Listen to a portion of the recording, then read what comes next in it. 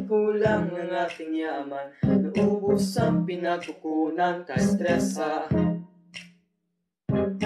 Hey, mas una kasi yung kagustuhan, binago walang pangangailangan, kaloka. Tamang desisyon, kailangan talagang matutunan yan. Mahirap na ngayon, baka tayo ay maubusan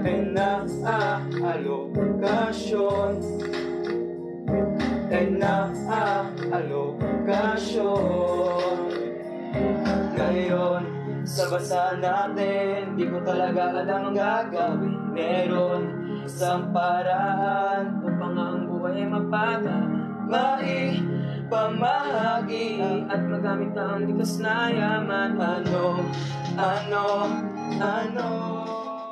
Lokasyon ang tawag sa paraan na kailangan natin upang mabawas ang problema sa lipunan. Meron din mga sistema para sa ekonomiya, market traditional, common peace and economic system.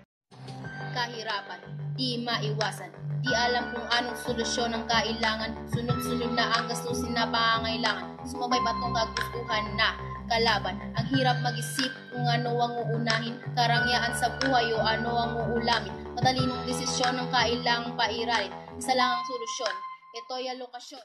Lokasyon ang tawag sa paraan na kailangan natin upang mabawas ang problema sa lipunan. Meron din mga sistema para sa ekonomiya, market traditional, common peace and economic system. Market traditional, common peace and economic system.